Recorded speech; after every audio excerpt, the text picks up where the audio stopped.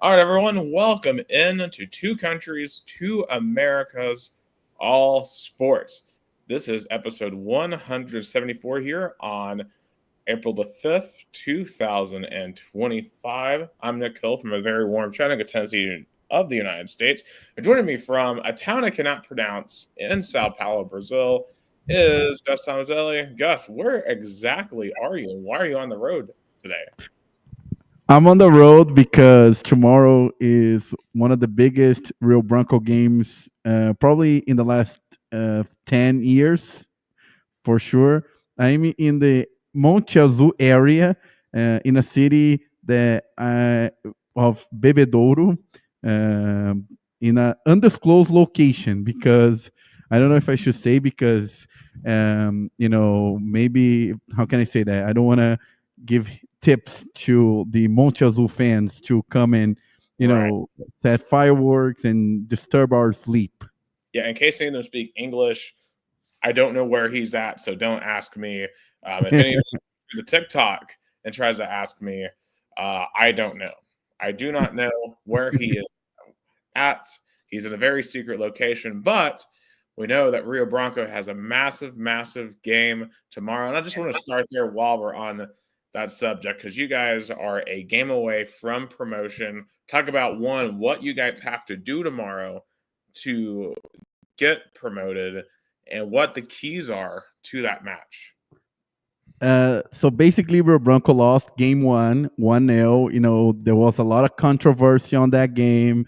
I don't know if you saw on social media, but there was the last play of the game, the cross on the penalty area, and then Johnny had, he used his head to a header on the goal, and then the alignment called offside, which it wasn't, and then the ball was taken off on the line, but clearly crossed the line. So it was two mistakes and one play, or maybe one big mistake at this play because the linesman Leonardo Tadeu Pedro called the offside, and which clearly wasn't, clearly 100% wasn't, and he Right. It was a rough call to say this. I also want to shout Michael in the TikTok comments. He is asking about the Final Four matchups. We will be getting to that here shortly as those games tip off here in a couple of minutes. But back on what you were saying, Gus. I mean, for that call to be made in the last portion of the game, the last stretch. I mean, that's just brutal, especially considering that goal at home could have absolutely, changed the fortune, completely changed the calculus of what Rio Branco had to do tomorrow. Oh, totally, 100%. Because at that time, Rio Branco was already down by one, and if they would have tied the game, then tomorrow they just would have needed one goal, and then boom, they're promoted. But tomorrow we need a 1-0 win to get to penalties and 2-0 win to get promoted. Kind of like the same situation if you remember last year in the semifinals of the fourth division. But this time, Rio Branco has to score one goal to go to penalties. Last year they only needed to score one goal to get promoted, but they cannot tie the game like last year. Last year they had to win to get Outright win. promoted. You have to outright win. Well, and what time is the game in the morning? Very early, 10 a.m. Brazil time. I guess 9 a.m. Yeah, I'll have to keep up with it while I'm going to church in the morning. So, definitely going to be a huge, huge game. Vamos Tigre. Hopefully, you guys are able to get that promotion because that's going from A3 to A2 is such a massive deal for these Brazilian teams. I know a lot of our audience in here, we're talking about Paulista soccer. It's in the state of Sao Paulo in Brazil, the largest state in Brazil. Gus's team was promoted last year from the fourth to third division inside that state, and now they are looking to go from the third to the second division. So, obviously, good luck to them. Hopefully, they're able to pull that off. I don't know if there's anything else in Brazil you wanted to Yeah, bring up. yeah, real quick. Brazilian Championship started last week, but nothing big. Just probably Palmeiras. I think is the big story because they tie 0-0, but should have lost to Botafogo. They're in a little bit of crisis after losing the Paulista final to Corinthians. So the Brasileirão, the Brazilian Championship, started last week. They're in week 2, but till the beginning, nothing major happening. Libertadores Sul-Americana also had their first week of the group stage. Big wins of the Brazilian side in Libertadores for Palmeiras on the road, São Paulo on the road, as well. Corinthians in Sul-Americana lost 2-1 at home. It was a little bit surprising, but they're still in a hangover after winning the São Paulo State Championship. But that's pretty much it, So Brazilian Championship started, and the group stage of Libertadores and Sul-Americana also started last week. Absolutely. And thank you to everyone giving gifts in the TikTok live, by the way. Shout out to my friend Kristen, big Chattanooga FC fan. Of Wednesday was very disappointing for her and a lot of CFC fans. And you kind of moving back over towards America, I do want to briefly bring up something that actually combines both teams. The U.S. and Brazilian women's teams are playing each other, I believe, in a friendly. Friendly. They're playing the friendly game. It was 1-0 at halftime for the U.S. women's soccer team. And Kristen said, it hurt, but I am proud of them. CFC, let's bring that up first, because this was probably, without doubt, the craziest week in Chattanooga sports history.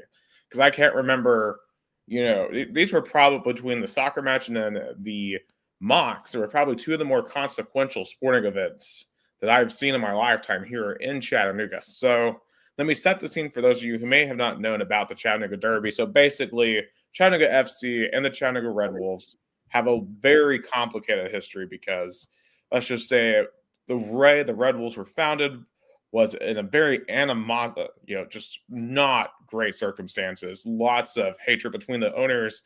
The Red Wolves basically were attempting to get rid of CFC, and it's just a whole thing, a whole mess between.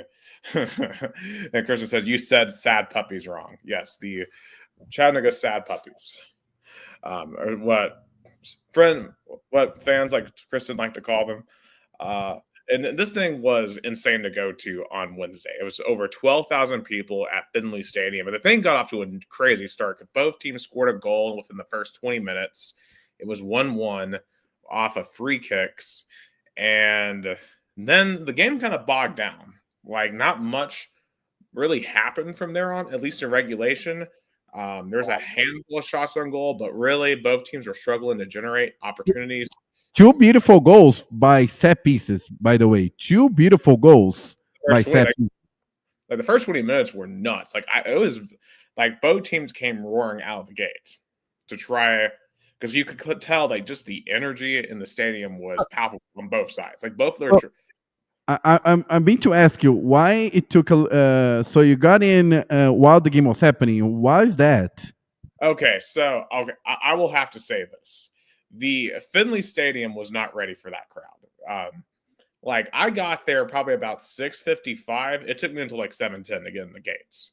I mean, basically, I came out on the north side, and there was maybe 2 security guards there. It was ridiculously slow. And granted, it was weird circumstances because, this was a Wednesday night, right? So, I bolted over the stadium as soon as I could after work. You only work 2 minutes from the stadium. And a lot of other people were going there right after work.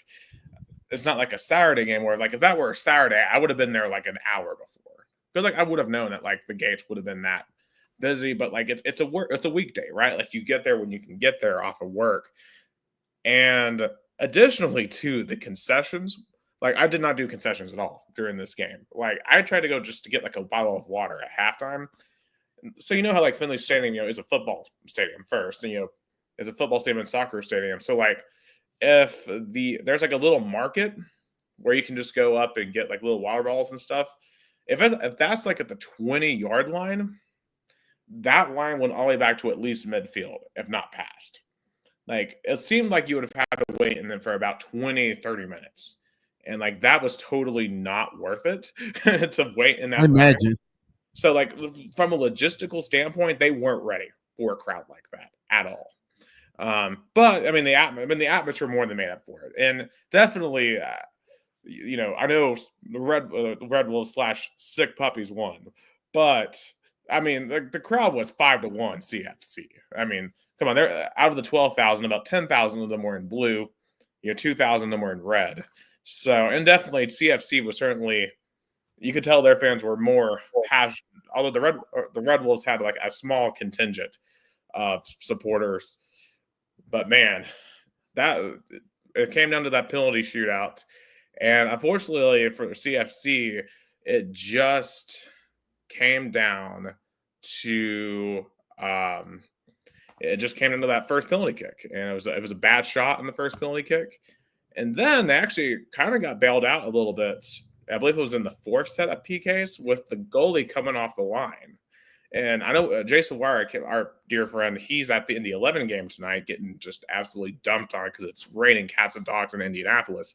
But I know he was complaining nonstop about that call because he thought it was ridiculous. Now, I've never seen the call about the goalie coming off the back line, which gave Yeah, CFC. in Brazil is kind of not.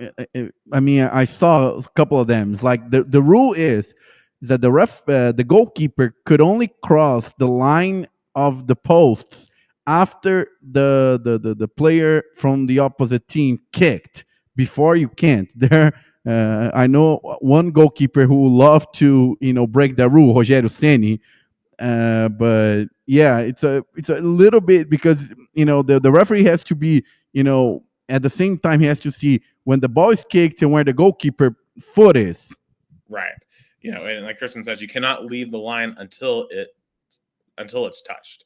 So, and that extended the game for a little bit, but unfortunately, the CFC goalkeeper could not get a stop, and that led to a lot of post-game just drama and shenanigans. I mean, there was already fights during the game. There was probably, I think there was like at least 2 different fights during the game. There was one towards the end of regulation, and then there was one in the second extra time.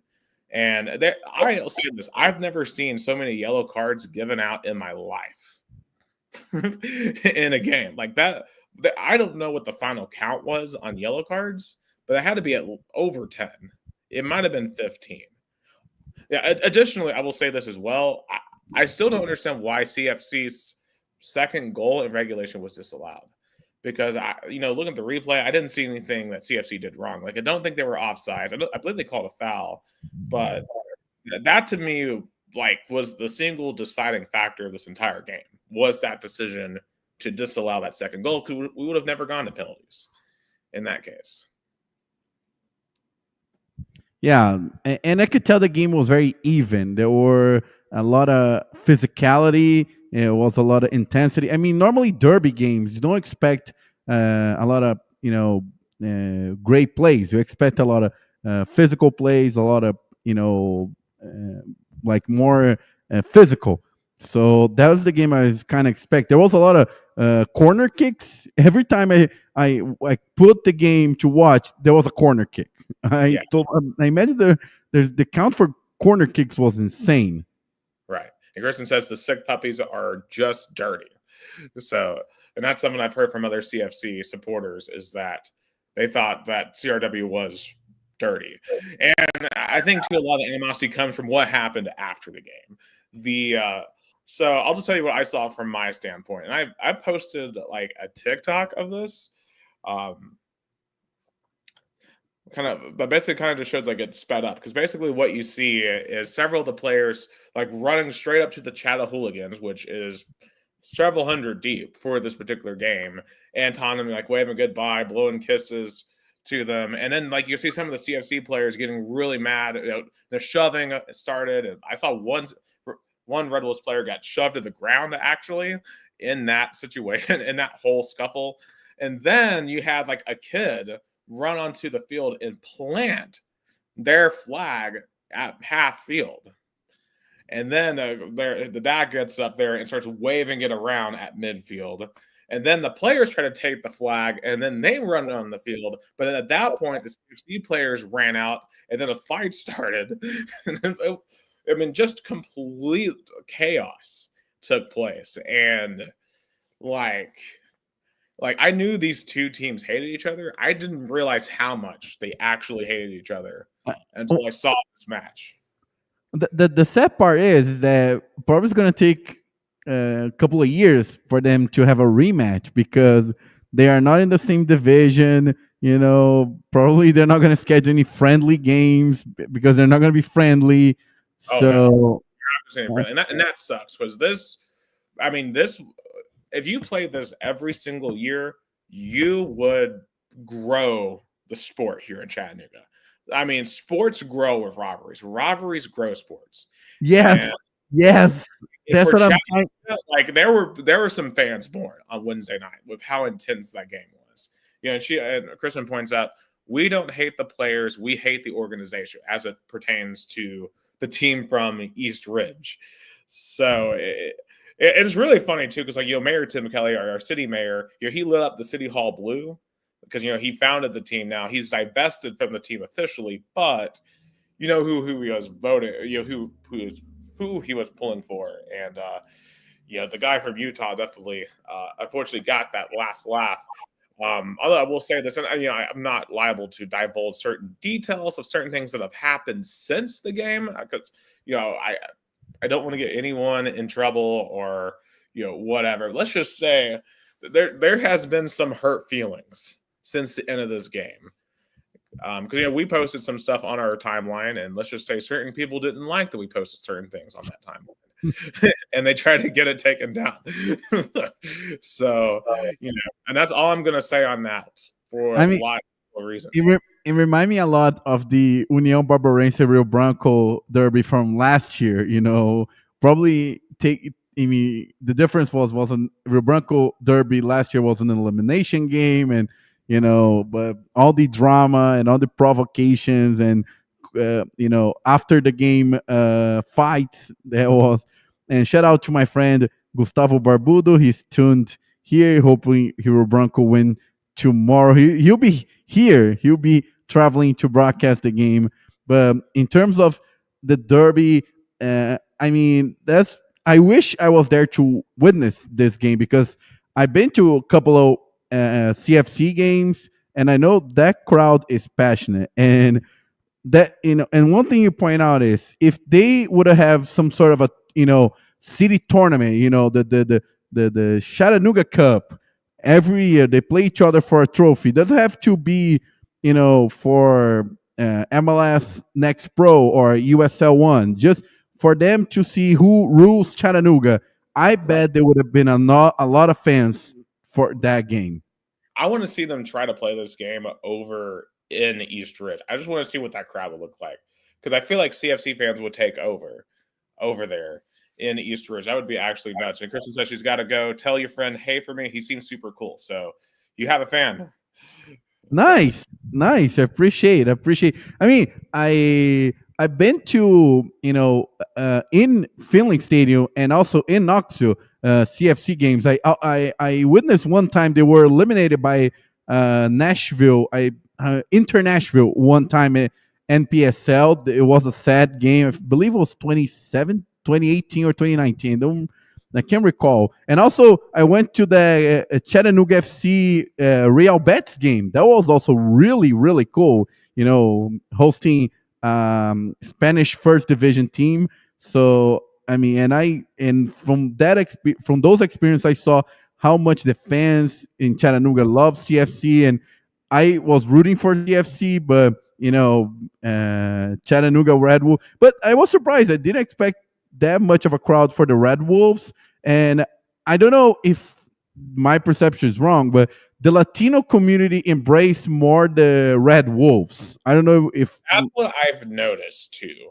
And so one of the things that really divides CFC and Red Wolves. So basically, what happened is CFC as they grew, they had like a lot of youth programs. And what happened is the Red Wolves came in and basically took all of that, and now they run all the youth programs. So they like reach out to those Latino communities, and in the way that CFC used to, and that's a lot of the animosity comes from that, from what I understand. It's kind of complicated in terms of how everything went down, but it made for a great atmosphere, and it was just so cool having. I mean, that felt like a big game. Like we don't get big games like that in Chattanooga very often. Like that was a big game. And that's why US Open Cup is it was, I mean, that's why I hated when the MLS kind of ignored or dismissed US Open Cup. That's why I hated it, because US Open Cup give opportunities for teams from the same city to play each other even though they're in the different leagues, or teams to kind of group themselves. For example, Cincinnati FC or FC Cincinnati probably wouldn't be in Major League Soccer right now if they had that great run a couple of years ago in a US Open Cup. So I think MLS was, and we talked about this in this podcast, they definitely made a mistake by not putting their main teams, their big teams, the US Open Cup. They are putting the reserves team or the MLS Pro team, next Pro team. Yeah, and also I will have to say this as well. Chattanooga FC to me, it feels like every time I watch them in a big spot, whether it's like for the NPSL championship or something like that, it doesn't feel like they ever get the job done. Yeah, that's because I because saw some among CFC fans, what is actually our biggest win in team history? And they feel like they lose every single game because this would have been their biggest win ever. Like this is the Red Bulls' biggest win ever. Like whoever won this game, it was going to be their biggest win ever. Yeah, because from what I remember, uh, I believe they had a big game, even the crowd even larger. The NSL playoff, they defeated Miami United. I remember in 2016. That's what I remember. Probably that was the last big win.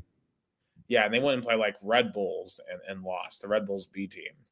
So, yeah, but it was still a great game to be at, great atmosphere, made for some enjoyable social media content.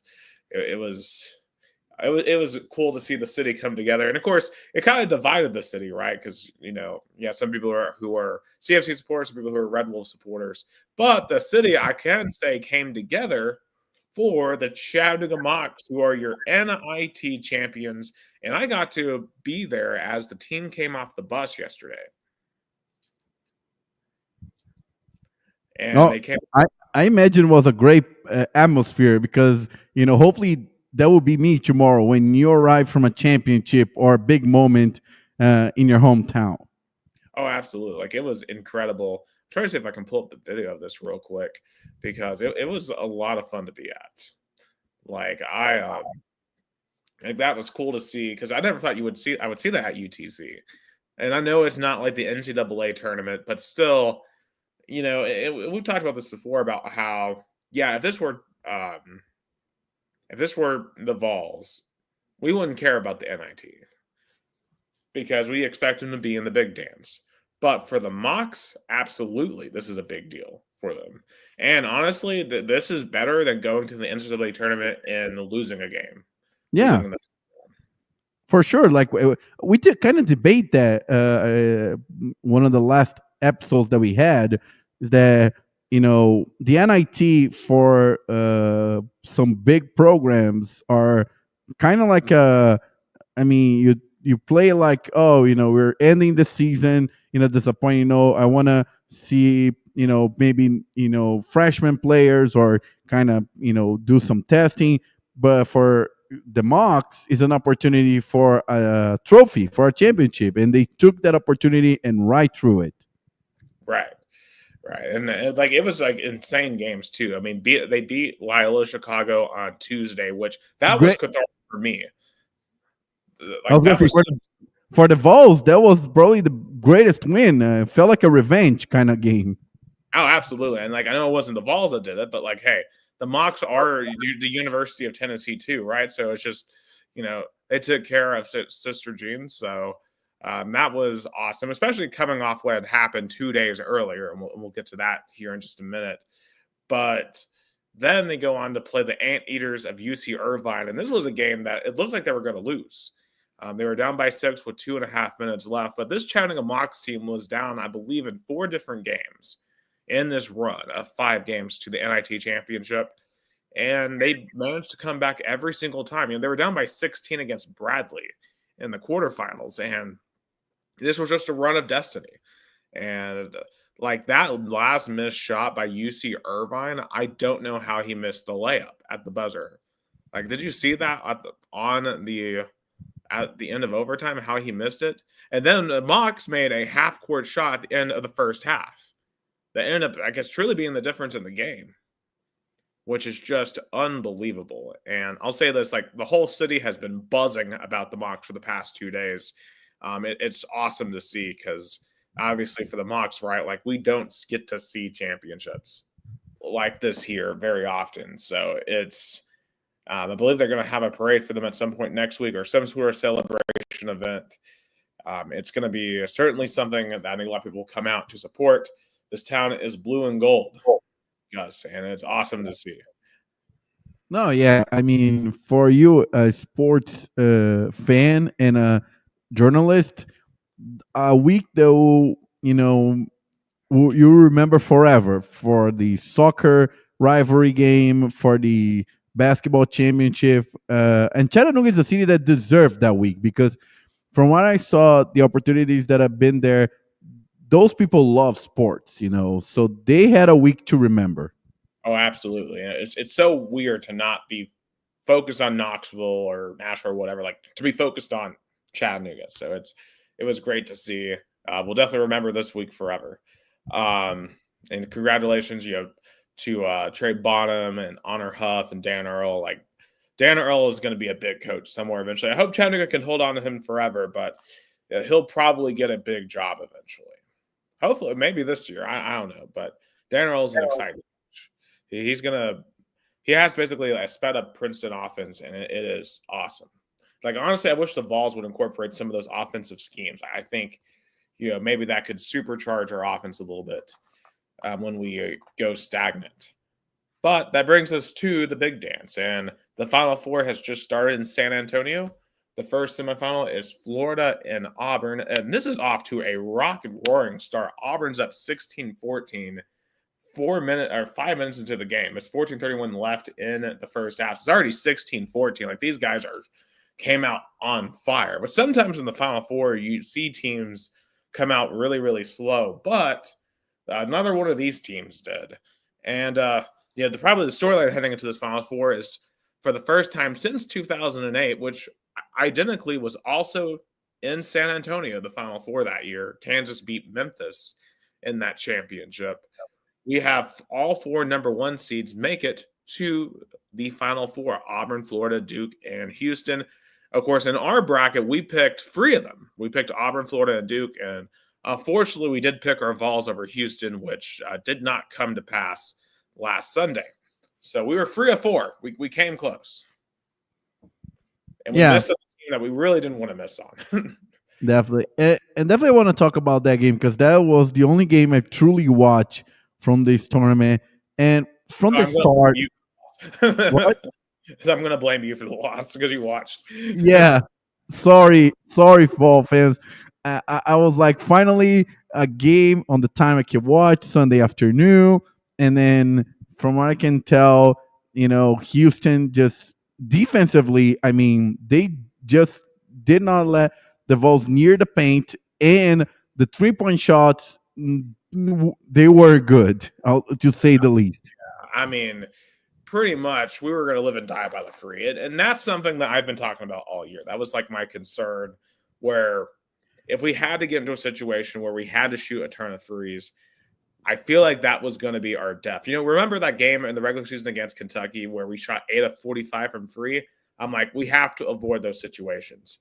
And unfortunately, Sunday turned into that situation. But before we get into the loss, I do just want to back up 2 days real quick to the Sweet 16 win over Kentucky, because I know losing the Elite Eight takes that away just a little bit, but we eliminated Kentucky in an NCAA tournament game. And I think this team should be celebrated for that, because that is the greatest win in school history. I mean, and that we were in control of that game, and we would defensively lock them down, and we played very, very well on the offensive end, and that was just a great night to be involved. No matter what happened 2 days later, like that was great. But unfortunately, as you said, we couldn't get in the paint, And the freeze did not fall. We missed our first 14, and it was a hard game to watch. And I will say this team did not give up. They kept on fighting, but Houston was better. Houston was a better team, and the better team won on Sunday. And it's not like we got robbed. It's not like we didn't deserve to win, Shout out, or we deserved to win, but like it was just rough. shout out real quick to one of our viewers. It's really here with me, Rafael Delavedove, big Eagles fan. He's working right now. He has a lot of work for tomorrow's game. They just give a shout out.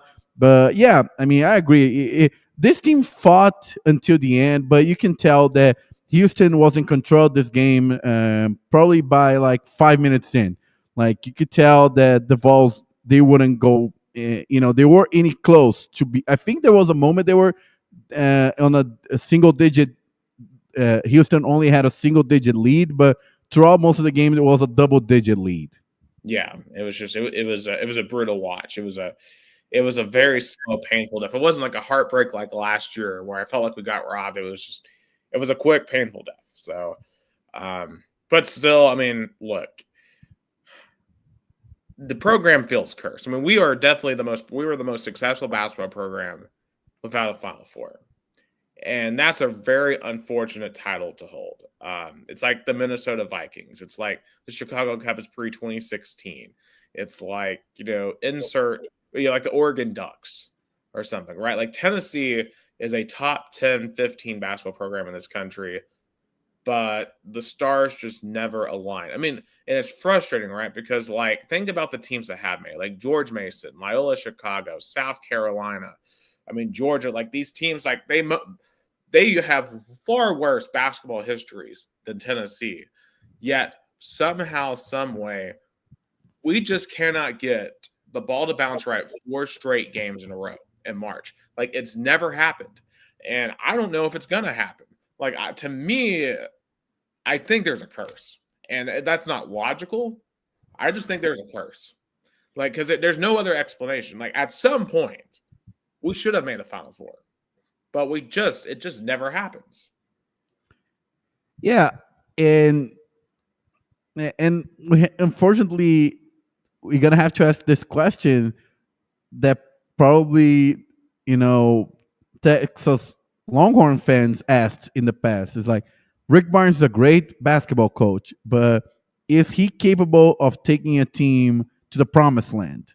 Because so far, when it comes to Tennessee, we've never been there. So, like, yeah, he has taken us to the 2 best seasons of Tennessee history back to back. So, anyone clamoring to get rid of Rick Barnes, I'm sorry. no, I'm not asking him to be fired, but I'm just making like a question that probably I'm giving an example. Texas Longhorn fans asked when he was coaching there because that's his Achilles heel. Right. Well, think about this. I mean, did Rick Barnes underachieve the last 2 years? I mean, that's the question we have to ask. He was the 2 seed in both tournaments. They went to the Elite Eight, which is, if you look at the seed line, that's how far the 2 seed is supposed to go. They didn't underachieve. They didn't overachieve. They got to the round that their seed is expected to lose, to the 1 seed in the Elite Eight. I mean, that's just the point. And then, honestly, if you think about it, Tennessee has never been a 1 seed. Now, Tennessee could have been a 1 seed this year. And honestly, let's be real here. What ultimately doomed us this year is JP Estrella getting hurt back in December, because that was an extra big man that we really needed on Sunday, and we didn't have. Or, Cam Carr transferring like an absolute selfish jerk in late December, and that could have been an extra guy that could have come in and maybe hit a couple of shots on Sunday that we didn't have. I mean, those are what ifs here for Tennessee, because this team was good enough to make the Final Four, 100%. It's just Sunday was a bad night for Tennessee. There are other days that Tennessee would have beaten Houston. Just Sunday was just not that day, and I mean, we have to accept that wasn't that day for Tennessee, but it doesn't make it any less painful, and it doesn't make it any less frustrating, because I don't know if any of us are ever going to see Tennessee make the Final Four. It seems like we are cursed. I don't know what we did. I don't know if we built TBA on a Native American burial ground. I don't know if like Bruce Pearl has cursed us after firing him. Like, I mean, Bruce Pearl is playing right now in his second Final Four with Auburn, which makes it even more infuriating that our former coach is in his second Final Four when that probably should have been us, but we had to fire him because of some stupid NCAA crap that's legal now. You know, like it's just frustrating. And I want Rick Barnes to be that guy, right? And I want Rick Barnes to get us there. And honestly, even if Rick Barnes never gets us to the Final Four, he's still the best coach in school history because he's gotten us to more Elite Eights than any other coach in school history. And it's even more funnier is that uh, I know probably Bama fans are feeling the same way probably with Tennessee, but imagine if it was a Tennessee Alabama game on a Final Four. I mean, with all SEC schools in the Final Four. But Bama lost to a much better Duke team, and they got to go to the Final Four last year. So, I mean, Bama fans really have no room to complain compared to Tennessee because they got to see the Final Four. But I guess let's ask this. Is the Final Four truly the barometer of success? Should it be the barometer of success? Because to me, this tournament, often is so random, and it's weird that all one seeds made it this year, but it's random. It's so random, and like Nick, be honest. I mean, this is more like a cope mechanism because this is the measure that in a program that is developing like Tennessee should be achieving, and definitely uh, every time Tennessee makes to the Elite Eight, it comes to mind. Is this gonna be the year? Is this gonna be the year? And definitely maybe this takes a toll a little bit. it does take a toll. To be a 0-3 in the Elite Eight. Now, granted, 2 years ago, I didn't even know we could get back to the Elite Eight because up until 2 years ago, I had seen us made the Elite Eight once. I've all Elite Eight appearances I've seen in my lifetime because before 2006, Tennessee basketball was basically nothing. So, yes, we're living through the best run of Tennessee baseball, but is this the best we can do?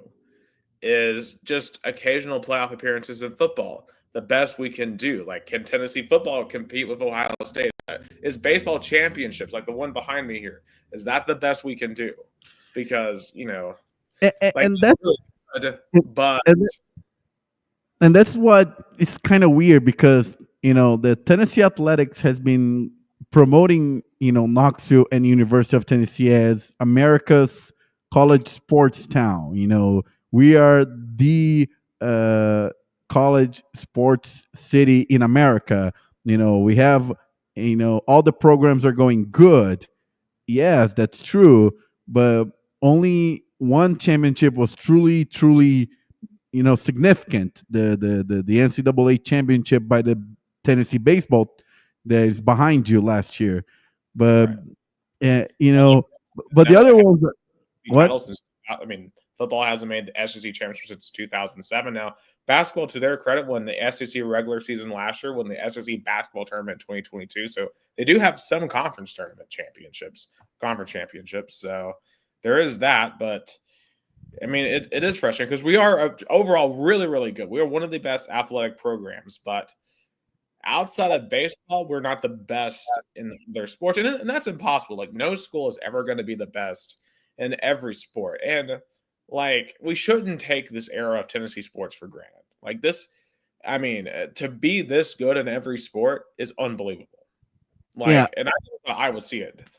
and especially after the rebuild of the Tennessee athletics department, of course, the Tennessee football department, but the other departments as well. I think in the last decade, Tennessee has a lot of, because if you think about it, 10 years ago, the Tennessee athletics department, it was stagnate. It was all the programs were stagnated.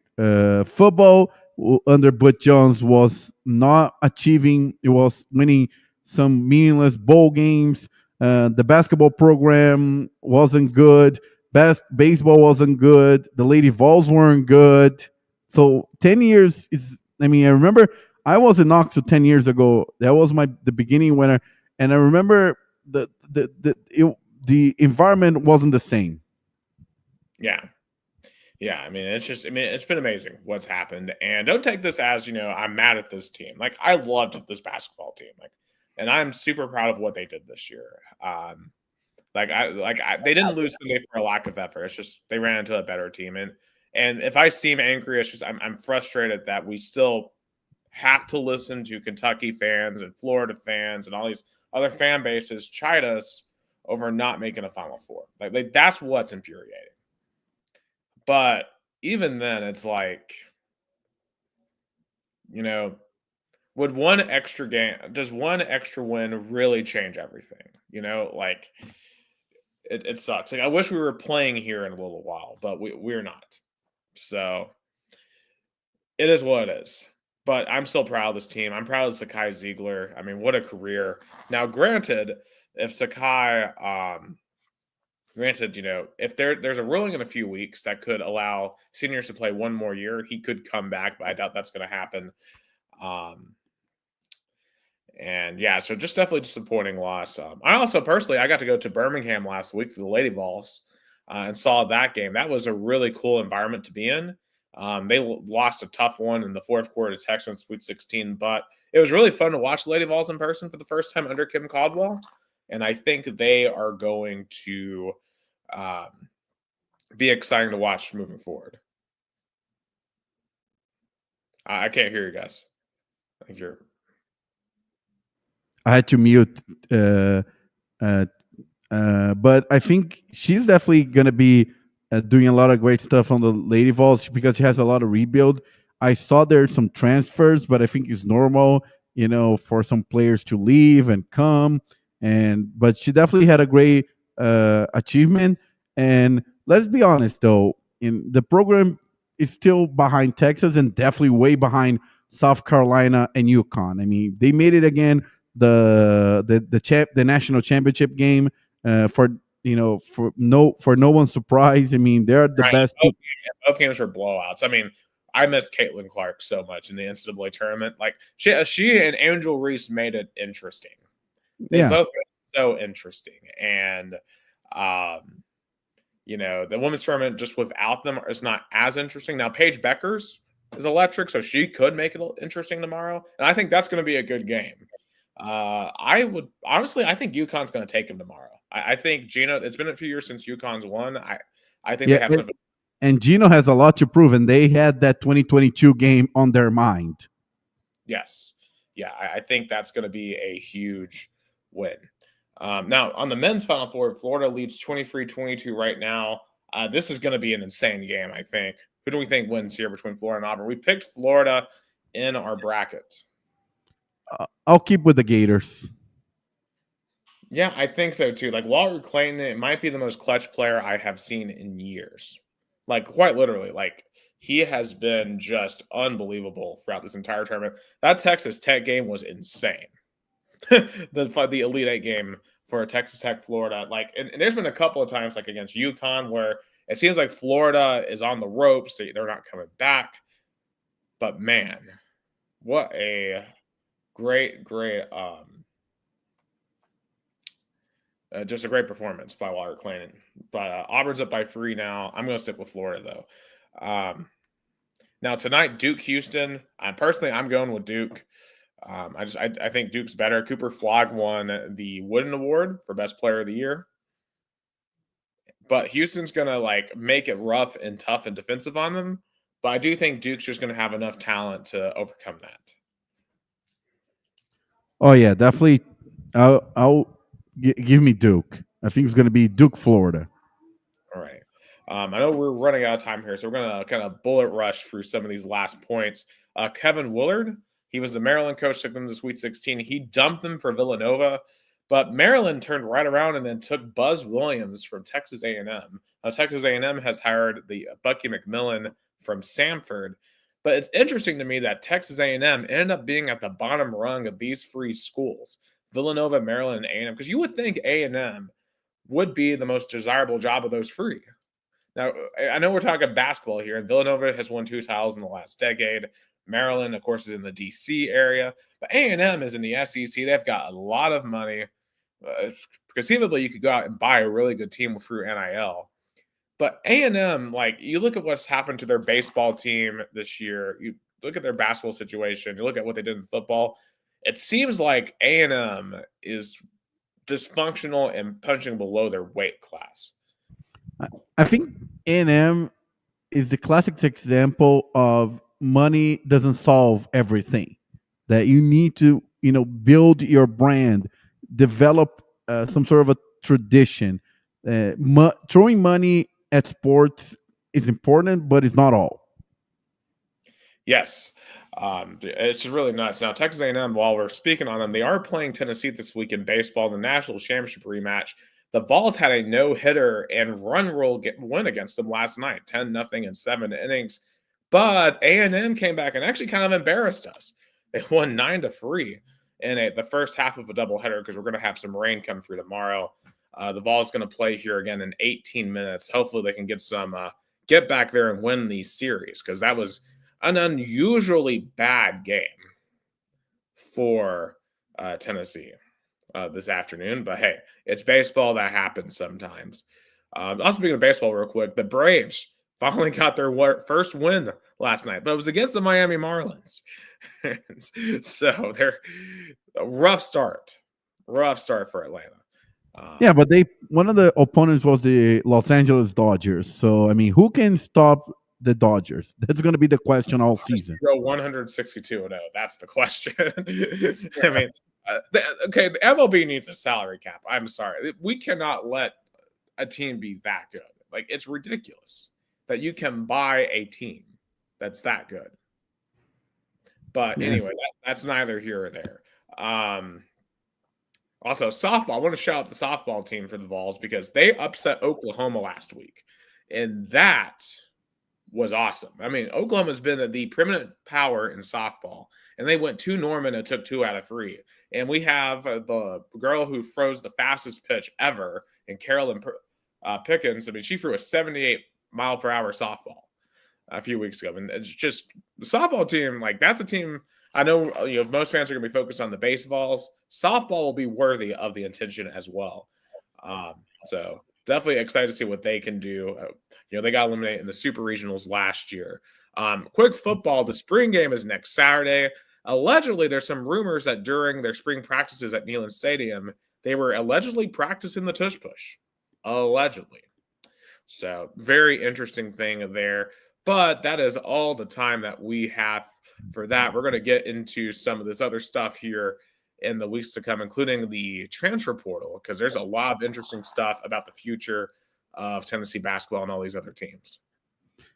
Yeah, definitely. And also a lot of, interesting rule changes in the NFL. Draft is this month, so definitely a lot to talk. And hopefully tomorrow, Rio Branco gets promoted. Absolutely. But everyone enjoy the Final Four. Enjoy your weekend. And for Gus Tomazelli down in Sao Paulo, Vamos Tigre, I'm Nick Hill. Thank you so much for watching episode 174 of Two Countries, Two Americas, All Sports.